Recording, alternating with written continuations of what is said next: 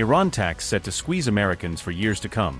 Economists have raised alarm that war-driven price shock won't fade anytime soon and civilians will bear the brunt for months and probably years. Americans are paying an Iran war tax at the pump and the checkout line, as fuel, food, and everyday goods surge in price. Has Trump's Iran gamble backfired, with U.S. consumers slapped with a $48 billion cost surge since the war began and shows no sign of easing?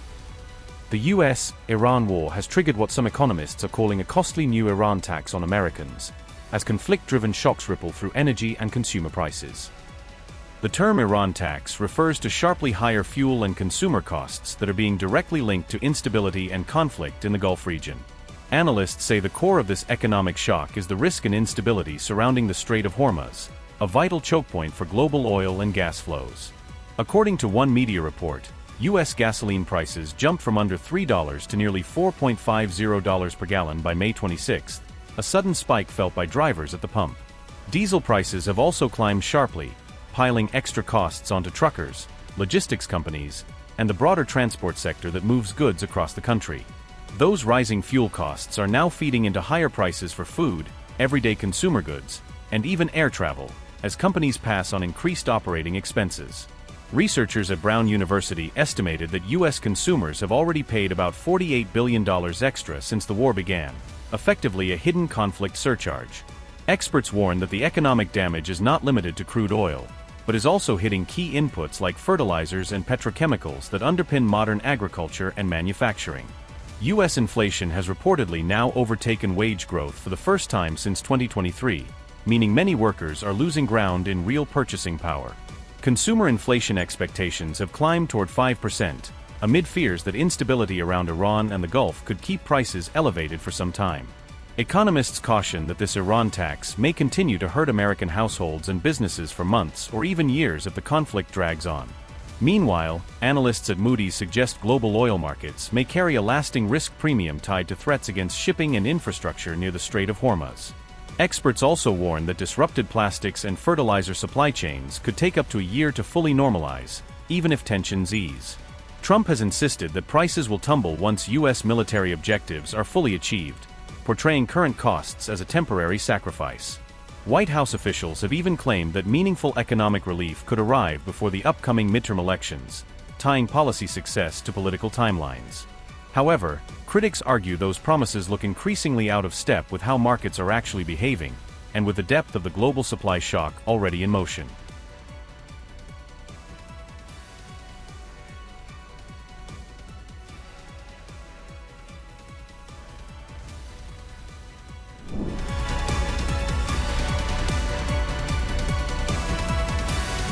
Donald Trump said, and I quote, "If Iran surrenders, admits their navy is gone and resting at the bottom of the sea, and their air force is no longer with us, and if their entire military walks out of Tehran, weapons dropped and hands held high, each shouting I surrender while wildly waving the representative white flag, and if their entire remaining leadership signs all necessary documents of surrender, and admit their defeat to the great power and force of the magnificent USA, the failing New York Times, the China Street Journal, corrupt and now irrelevant CNN, and all other members of the fake news media, will headline that Iran had a masterful and brilliant victory over the United States of America.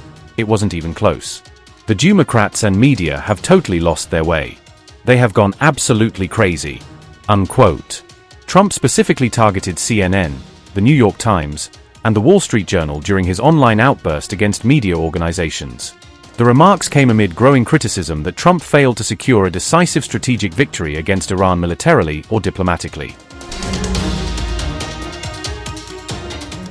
An Iranian analyst claimed Washington abandoned regime change ambitions after failing to break Tehran through sustained military and economic pressure campaigns.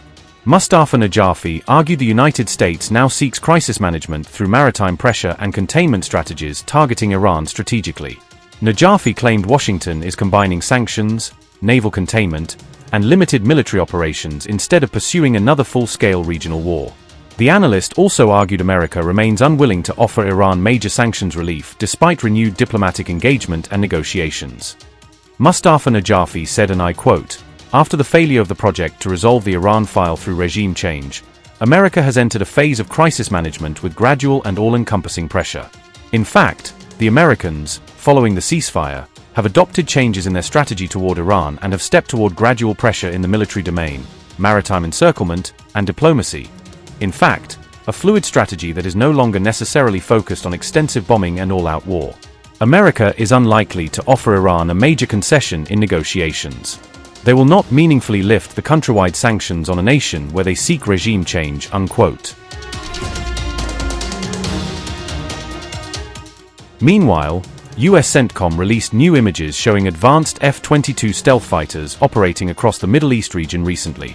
The images showed American F-22 Raptors refueling mid-air, signaling continued military readiness amid escalating regional tensions involving Iran strategically.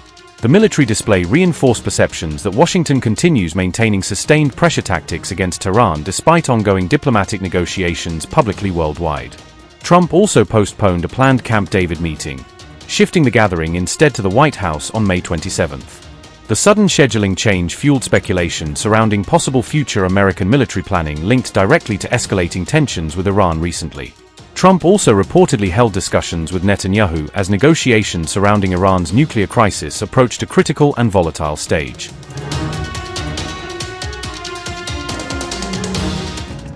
Donald Trump is reportedly facing intense backlash from senior Republicans over his evolving diplomatic approach toward Iran recently.